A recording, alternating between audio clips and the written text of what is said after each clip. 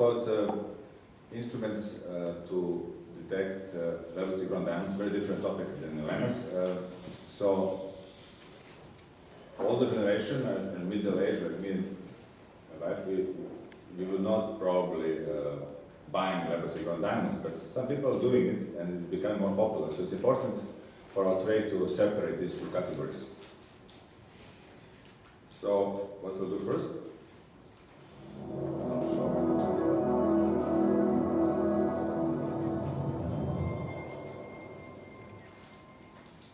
It's a very nice job from David. So, I'll tell the lecture. I had a chance last year, it was Corona time, and I decided to finish my second book on diamonds, and I had a chance to use 11 instruments on 65 different samples. Some of them you saw today and yesterday, and some of them you didn't, because I had to return to the client. So, lecture is about how to combine standard instruments and other instruments in the market to find a solution and find the answer if your diamond is natural, synthetic in this case. It's not about treatments, it's about it's natural category or it's laboratory grown. And because there are many instruments in the market, and very often people at the workshop ask me, what do you think about gemologist? I don't have it, so I have to get gemologist and use it for these samples. Or what do you think about Sherlock Holmes? Sorry, I don't use it. Some instruments I could not get, like Sherlock Holmes, because they didn't want to borrow me. I cannot buy every instrument on the market in order to test it. So I did 11 instruments, and you can see them here, and I grouped them in 3 categories. So this is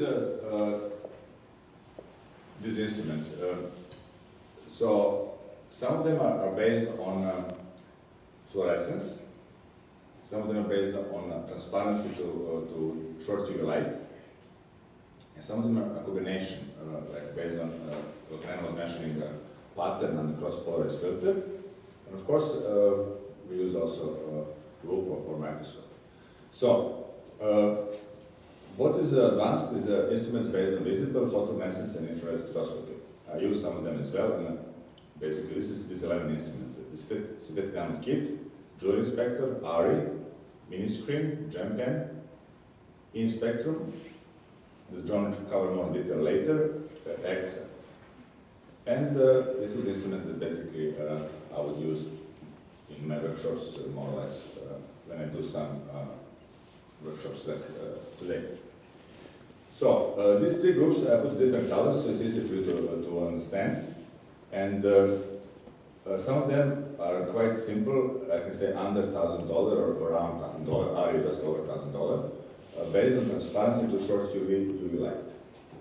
Some of them, and many of them actually in the market, are based on phosphorescent reaction to long UV, short UV light, beside the clear jewelry inspector, gem pen, diode from OG, Ministry, and many others, Sherlock Holmes and others, the many of them.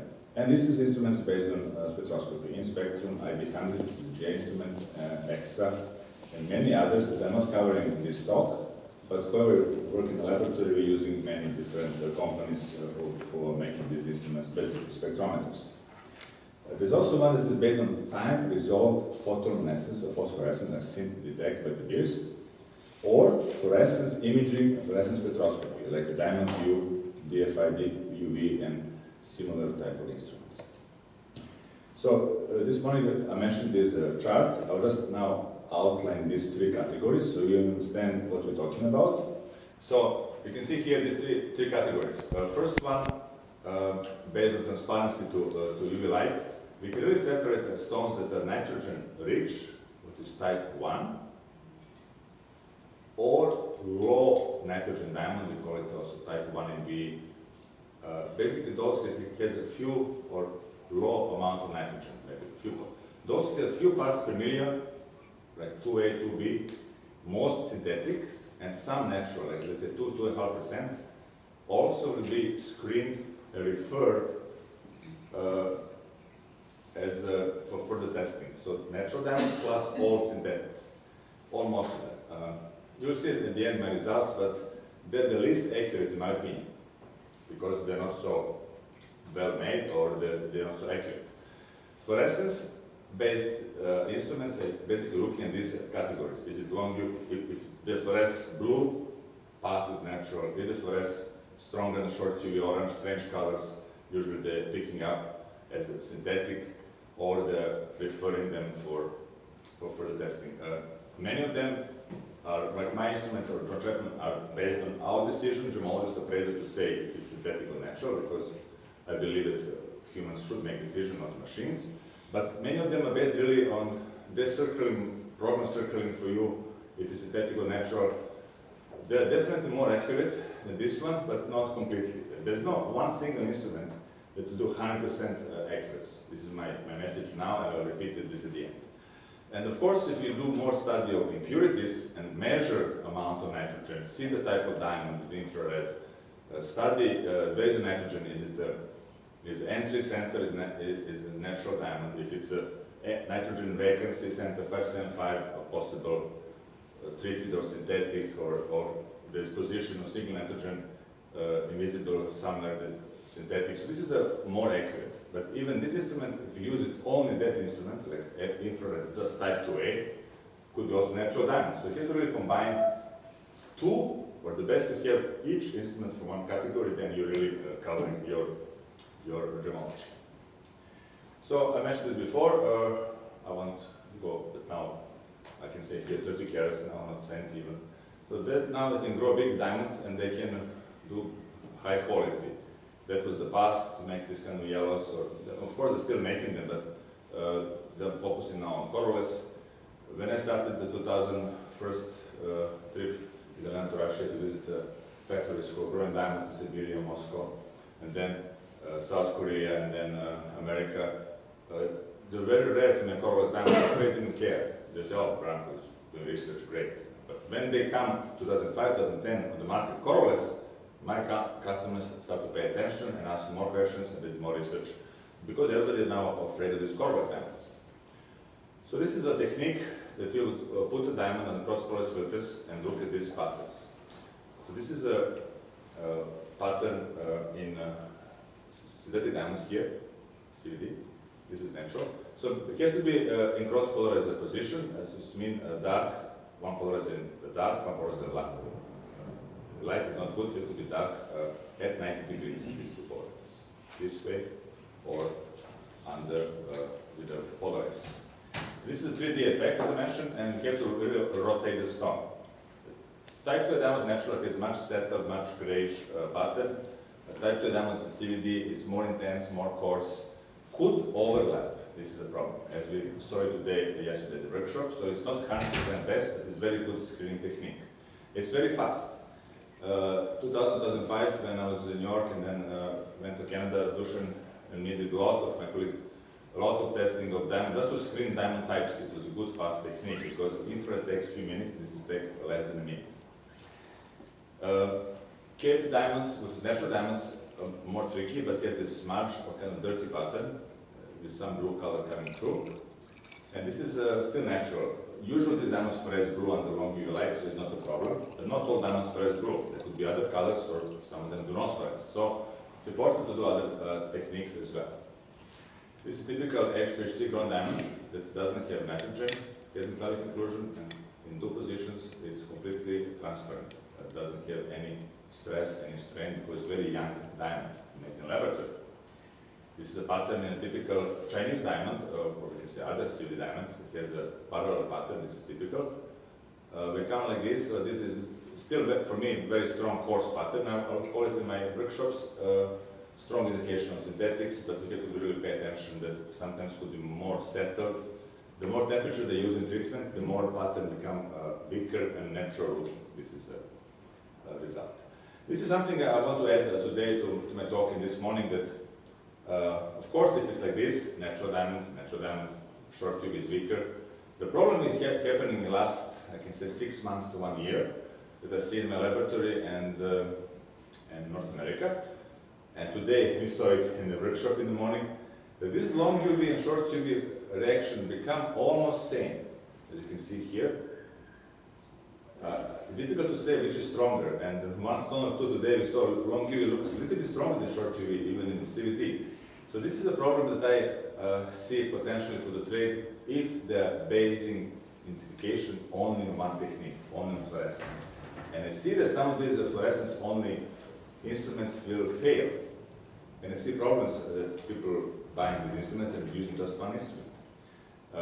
That's why in the talk after me, John Chapman talk about their fluorescence instruments, like other options, what to do. So, of course, PL Drill Inspector is good because it has an app, you can make a picture, so it's more sensitive than our eyes. But out of 100 diamonds I was testing just before Christmas, last year I can say that 80%, 90% were like this, and they're all for diamond foundry. So I cannot use fluorescence as a technique only.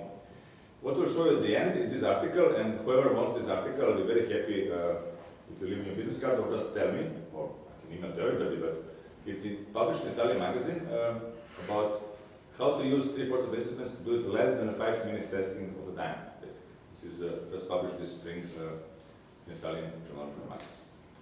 So this is typical fluorescence of algal diamonds. This is typical fluorescence of CVD grown and HPST grown. This is easy. If it's a pink diamonds, for me not a problem to use fluorescence as a screening technique because they will never fluoresce blue like a natural pink diamonds on argyle or Russia actually could be also, or Venezuela, not only argyle fluoresce blue. So this is a way to screen it and it's quite good, still valid and no problems there. Fluorescence is a very powerful technique and Professor Zaitsev that we work a lot and he is also part of a new book on diamonds make this a simple chart explaining in simple terms, as simple as we can. The blue color is caused by nitrogen in form of 3 nitrogen and side banks, we call it Cape lines. And for example, X is working on principle that will detect this line if it's strong enough and pass diamond as natural. If this line is very weak or not really there, it doesn't have the side bands, it will refer it. Still could be natural diamond with the low nitrogen, or could be type 2 diamonds. Could be diamonds with unusual fluorescence, like orange or green that doesn't have this line. It is still referred. So it's not 100% accurate, but it's better than most of these fluorescent instruments. HT center is associated with these 543, 496 defects, and usually some heat involved and possible radiation. The question is if it's natural or artificial radiation. And any center, as you saw today with DEXA, is very often associated with TT diamonds or CVD diamonds, because 575 and other bands like 657. So this is something we can say as a general value of fluorescence. Of course, it's much more complicated, and we have to combine fluorescence-based spectroscopy and inclusions and also cross-polarized filters. This is kind of summary I put here with the even weight of the instrument. You can see the idea is to test portable instrument. I can take it, me or you. So the most heaviest one I can say is still portable, but not so much portable, 6.5 kilograms from OG. X is 3.5, so I carry with me in my carry-on to Australia or to test gemstones or here. So you can see here it goes from $525 plus shipping to $5,000. Actually, this one is almost 10,000 X. So most of these instruments are on the market. They're still on my website. Of course, ID 100 and OG. And which one? This one, gemologist. I'm not just selling by themselves. Anyway, they're all good instruments if you know what their limits. And if you combine 2 of them or these techniques, then this is the best combination for your ID. So this is a very complicated chart, but again, most of you got my books on diamonds and explained much more in the book. But I will try to summarize something that could be interesting. I guess the most interesting for you is what is the performance of detected laboratory grown diamonds by instrument. This is really my opinion based on using of this instrument. I put here 7 because 11 is too much. So you can see here 4 to 7%, drill inspector maybe 5 to 8. Talk about the experienced user who knows what he is doing, not like a first-time user. Like we have today's people who never used before fluorescence. So of course they will make more mistakes. The GEM 95 in spectrum is the instrument that John will talk later. It's much higher because it's spectrometer. J-Mini is, you will see, it's a little bit also good instrument, but its program is circling for you if it's a laboratory grown or not, and not you deciding. And EXA for me is the best, but still not 100%, maybe 99 to 97. So this is the samples I was testing, and most of the samples you saw today, because this is my collection. I think I had 17 natural diamonds, 4 were treated, 18 HPHD grown, and 16 safety grown. And there were some imitations as well, because I want to see how instruments are working with imitations. Little bit different test than done by other trade institutions. They were focusing mostly on colorless diamonds and not treated and not. So I did also other colors and other imitations. This is a chart I was showing before. Just here I'm showing the difference now between 1A diamond across colorless filters and type 2A. Quite different. And this is a fluorescence of type 1A. 2A usually will not fluoresce, it will be very weak or weak fluorescence of 2A diamonds. And this is a kit that I still use, and I think it's quite good if you use it properly, fluorescence and cross-colorless filters. This is now fluorescence, very, very powerful if you use it properly, especially if you can use the program and save the images and compare. I get emails or messages from around the world, people doing tests and asking me, what does it mean?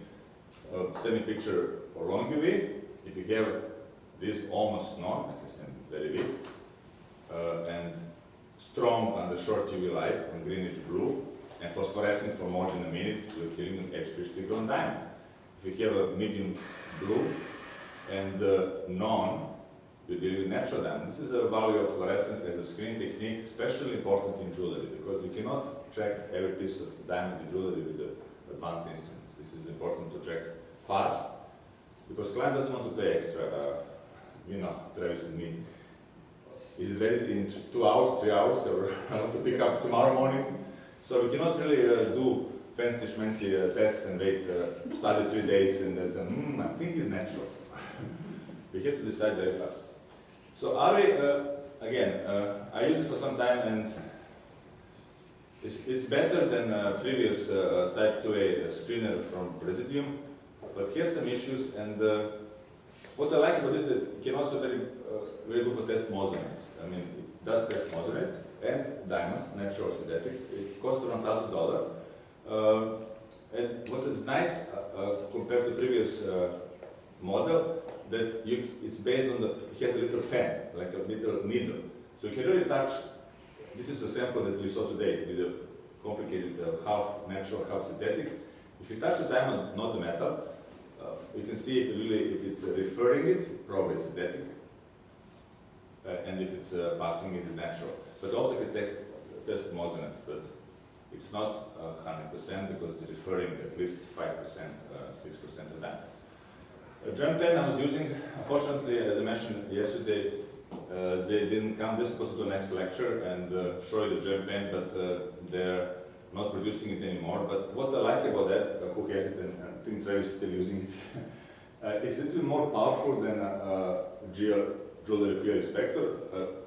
And if you remember, I hope you remember, a few of you saw it today, hopefully all of you, this is my little square diamond that was non under regular peer inspector. Hopefully you remember. Remember we're checking under microscope and non-fluorescence. Because this is a little bit stronger source, this is this little diamond here. It's also known under, we have 2 filters, but you can see how it's definitely stronger under short UV light. So basically exciting it better. There's no diamond without fluorescence. Depends how strong we have a source. I mean, you can talk to Thomas Henschwagen, he has powerful laser, he excites every diamond fluoresces. Question is, what is the source? But we're talking about standard UV lamp. This is a little bit stronger than standard, and this is an advantage. One thing to mention, and this is to repeat or encourage you to think this way. So if you see orange fluorescence like this, it's CVD that is not treated, not post-treated, and this is a more greenish blue, changing to more bluish green or stronger at the short UV light. This is a post-treated CVD. So fluorescence can also screen treatments in lab-grown diamonds, not only identified. And this is basically the chart. As you can see here, they have filter 1, that what is approximately short UV light. All these are here. I think the first one is on HPHD. All these, so as you can see, CV diamond can fluoresce many different colors, not only blue, not only green, not only, it could be also pink, little bit confusing, but filter 4 is long UV, you see almost none. This is the advantage of having clamp lamp. And then this is just showing you case study, how it's easy to check blue diamonds, for example. No pattern cross polar filters, great. Fluorescence stronger under short UV light. Phosphorescence, great. Crystals. These 3 tests, you don't need to go to spectroscopy. And it doesn't help in this case too much. These 3 tests tell you is HPHT ground diamond. This one is a sample that we saw today.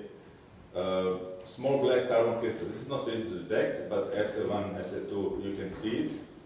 Stronger green yellow on the short UV, columnar pattern, if you look from the side. And this is advanced spectroscopy, you can see even 77. Other one, argyle stone, this is easy, we saw it today. Strong blue, big blue, multicolor pattern, type 1AB in spectroscopy. This is typical for argyle, B stronger than A. It's not lecture about physics, but this is something I did study, and this is their spectrum. And the last one was, this is a little bit more tricky. This is a stone that really doesn't show so much fluorescence. Make it say maybe very big, but it's really almost the same. But strong pattern, and luckily we have a nice 737. This is just to show you how it's possible to use 2 or 3 instruments. Sometimes you have to use all of them, all 3 categories to come up with the conclusions. And sometimes it's challenging, sometimes it's not. When I was in 2008 in Berlin, I met people from Ukraine, Andrei Katrusha, who was at that time. We got these 3 crystals and we cut it and then studied mellow diamonds in 2008, and then about the same time we found these rings with the synthetic diamond in jewelry. So it's important to know that it's not possible to check everything with the instruments. For example, RE can be used, EXA could be used because they have a fiber optic light. Fluorescent instrument could be used, all this, but microscopy can be limited, and cross-polar filter is limited, and definitely spectrometers, classic one, are limited. So let's just mention this because most of you did never seen Jay's screen. I had a chance to see big model for a big piece of jewelry, cost $10,000. You can put a lot of trays. Few companies in Canada are using it because they're manufacturing thousands of jewelry. For them it's easy to put many pieces at the same time and just do fluorescence and screen them. This is a mini one. You can see you can fit maybe, I don't know, 10 pieces of jewelry at the same time. What is nice for those who are not gemologists, the machine is circling for you. See, this is, they choose these colors on their own. When it's a kind of blue and green, it's HPHT ground, so no problems, finished like this one. Now we can also see this in a regular peel inspector, but it's phosphorescent. This is, when there's no reaction, probably is natural, so it didn't circle it. And this is a question mark, we have to further test it because it's CVD. This is this stone, if you remember from today, it was a brownish stone in the ring. You remember? Yes, it actually did. So this is a CVD. So this is natural, and in different modes, you can choose different modes, and you can see that this is a natural stones. Unfortunately, it's not designed for, this is a CZ here, not designed to check CZ, and it takes around 45 seconds, maybe a disadvantage, because it's a program that you have to calculate some algorithm, and it's around $5,000. I see it becoming popular. I'm not saying it's the best instrument, but it's becoming popular. So this is a case study that we had today, just to remind you and refresh, maybe stabilize your knowledge. Remember this ring that has a half HPHT ground, half CVD, sorry, half natural. So it's very easy to separate based on phosphorescence, fluorescence, pattern. You can even see pattern in this kind of ring if you look from the side. And definitely EXA can separate this as natural or not natural. CVD ground diamond is more tricky. Because you have to look really the set of difference in fluorescence, but it's different. A column structure, and you can see 77. This one is same thing as previous one. Smudge pattern, more tricky to see smudge pattern. It's not really a strong pattern, it's natural, and definitely cape lines. And pink diamonds, again, this is the easiest maybe because it's very strong fluorescence or strong orange. Coarse to a pattern, sometimes difficult to see because of color, but fluorescence, phosphorescence, and fluorescence spectroscopy will tell you that this pink diamond treated. I'll just put 2 slides. I'm sure John will talk more about this. This is his instrument in spectrum. I do have it here. It's a portable, really portable, very, very light. It's a 2-in-1 photoluminescence and visible spectrometer, and you can see you can take visible spectra, see Cape lines, or this is BL spectra, similar thing, see Cape lines and natural damage. This has limits around 900, and I think the starts around 400. So it's portable, and it can also be used for other gemstones. Like this is a spectrum of ruby, but it's not a big deal. But we can take spectrum of gemstones. This is a pink diamond from Australia. It has 550 pink band. This is a treated pink. It has a 637. Yesterday we saw it with a portable spectroscope, but this is a faster way to do it. And this is one that is a CVD pink that has both ME centers. And EXA, we saw it today in action, but it's one of my best gemological friends. Why? Because in less than 10 to 15 seconds, I can say it's a natural diamond, not always like this simple, not always nickel catalyst, but if I see this, I know it's a nickel HPHT ground diamond. It's a refer. This one refer, and sometimes small peaks, sometimes larger, sometimes very small, sometimes absent, as we saw today. But if I see it, I know it's a CVD. Of course, there's much more sophisticated and more expensive instruments like DFI by Thomas Henschweigen. He used some of these instruments in the book on diamonds, beautiful spectra, beautiful images, but its value is really $75,000 instrument. So one day, maybe if I get rich, I'll get something like this. But it takes really a lot of investment to go with that. Or this one, over $100,000 for this. Photoluminescence, visible, and infrared spectrometer. Quite good, but combination is expensive. But this is the end. We do need to do infrared. Sometimes I need to use it to prove my findings. I even very often can predict the spectra based on fluorescence of diamond. But sometimes I cannot, of course, and I have to really study and look at the different literature in my books, remind myself what they published and what is done, and then I can combine. My goal is we have to combine standard instruments with advanced, not only standard, not only advanced. This is a big mistake to put diamond first in infrared and then go that way, because you have to really go first inclusions, then fluorescence pattern, then go to advanced instruments. Combination of all of these, it's really very powerful. I mentioned this chart a few times, but that's for you who didn't come to the morning lecture. We need to really check fluorescence, check inclusions, check peripherals or cross-polaris pattern, and I think 90–95% maybe you can get the answer if you're good. If some 5% or 10% you get to go to advanced instruments and confirm. Because some stones, it's important to check advanced instruments. This is example, it's published in Italian magazine. So, 405 carat diamond in Vancouver, in another laboratory. They call themselves laboratory, but it's really one-man band person who has a microscope, maybe polariscope, maybe a photometer or something, but doesn't have any important instruments. Anyway, he called this stone laboratory ground diamond. Why? Because of limited knowledge. This is what I want to tell you. How is the danger limited knowledge? Because you look at on the microscope, he saw some, I hope you can see, it's kind of cloudy, yeah? It's busy stone, cloudy, it's mounted, okay. On the cross-polar, I did really fast this picture, I had only one day to do testing as usual. But so you cannot see really pattern very well. Maybe it's smart, maybe it's not, because it's prone. What's interesting for me, this is under my geometrics, it's obviously under long UV strong green or yellowish green, and obviously weaker under short UV. It's obviously, yeah.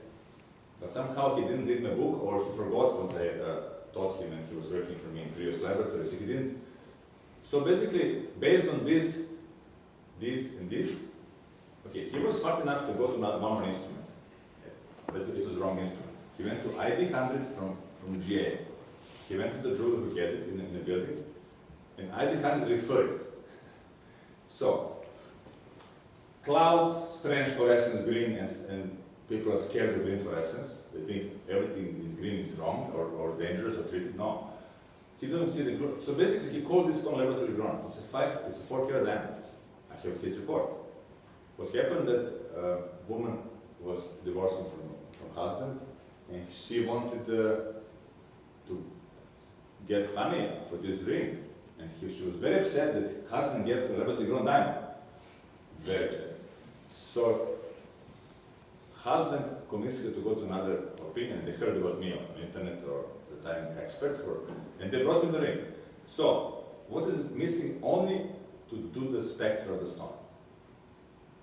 I mean, even with this, I would tell you it's not laboratory grown diamond because this cannot be.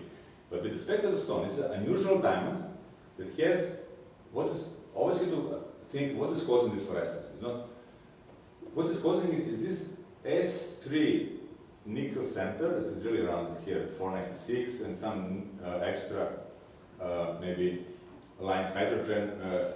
And I was just assuming because a lot of yellow fluorescence or green comes from hydrogen impurity. And this is how I predicted the spectra. I did infrared, I could do it in the ring. All these huge lines here, this is hydrogen lines, very rich hydrogen. This is type 1A diamond, this cannot be synthetic. We have so much nitrogen here, this is hitting over the screen, lots of hydrogen and nickel. And this is just a usual diamond with green fluorescence. So it's a natural diamond. What is the mistake? Around $50,000 difference in price. Talking about 20,000 maybe as synthetic, even this is very generous to maybe 100,000. So this is let's show an example. This is in the article how it's dangerous to make conclusion just based on one or two instruments. Just to also cover pink diamonds as a case studies because some of you are from Australia and some of you like it's the most expensive diamond. So all kind of treatments, all kind of studies are done on pink. So natural pinks.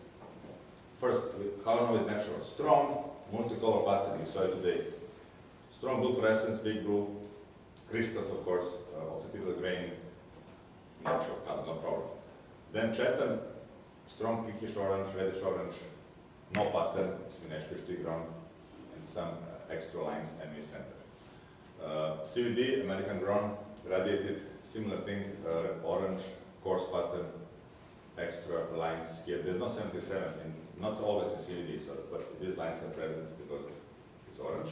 And this is natural diamond that is multi-step treated. He has a mixture of orange and blue. Strong multicolors proving natural diamond, and spectroscopy telling you is multi-step treated. So just to summarize, this is basically groups that at the end of my book, my article in the book is not my book, it's joint effort of 7 great researchers. I did an article on this. I think this is least accurate, better than nothing, but least accurate, 7 to 10% transparency to short UV light. Fluorescence manual. Manual means we deciding how it's accurate, maybe 5 to 8%, depends on the instrument. The kit, I think, is better because you're combining fluorescence and cross-fluorescence filters, so that's why more accuracy. Mini screen is better because it has 3 different, 4 different modes, so and machine helps you digitally to. So it is more accurate, but not completely. And this is the best, of course, to have this kind of portable instruments. A combination of this could be 100%, but each of them cannot be 100%. And to conclude, exactly what I said, and I'm glad you did it today or yesterday. The best thing is to spend at least half day at a trade show or my workshop or other workshops and to use portable instruments in order to decide which one is the best for you. So I cannot tell what is best for Swarovski is different what's best for Micronet from Jeff Shorten Network or Antoinette who just maybe have clients who wants to buy stones. It's different really what you need. And I agree that Alberto Scarani, Miko Armstrong, and Dushan said the same thing. You need a combination of 3 instruments to do really a good ID. And again, let's go to papers, and I just want to talk about papers I focus on these 3 instruments and telling you what they do. And this is 3 instruments I would use in my laboratory. I would recommend strongly. I'm not saying you should do these 3 instruments, but this is what I would recommend. Works for me because you can see cross-colors, because you can see fluorescence. You can check the pattern. You can see how it's sometimes tricky. This is you have 2A from a different source. This is a typical CVD, so a little bit different than natural. And definitely you can use spectroscopy as a must, and this is the summary. So whoever wants it, we will send this as a PDF to you as my thank you for coming to the conference and thank you for taking the workshop. This is what I want to show you at the end. And hopefully you saw it today, but sometimes I cannot, maybe for next conference I will get, hopefully I'll get 5 extra microscopes in here, 20 more people, so I can justify that. So I don't know if you can see here how this is cross pattern. See how it's crossing? And here is perpendicular. Both of them are CVD, but definitely this is more classic CVD that you can tell immediately it's CVD. And this is more like a, you can say it's type 2 diamond, probably CVD, but you need to do more tests because the tatami pattern looks like this, but a little bit weaker. So what I'm telling you, don't always go by pattern, or don't, if you see this, yes, if you see this, H.P.H.D. but if you see like this, and it's crossing, it means probably it is post-treated CVD, so they mess up the pattern, and this is why that requires additional tests. Fluorescence, sometimes fluorescence doesn't work, so that's why you need 3 tests. Go 1, 2, maybe not enough. And this is what I want to show you. This is my last thing, and this is of course easy when it's H.P.H.D. ground, because you can see how it's different. Short TV, but very tricky when it's CVD. This is really almost the same. You can say more green on the short TV. This is also small observation. I see more yellow on the long UV, more green on the short UV. Is it the proof? Is it CVD? No, it's just observation. So this one doesn't have it. It's more like a very even long UV, short UV. So just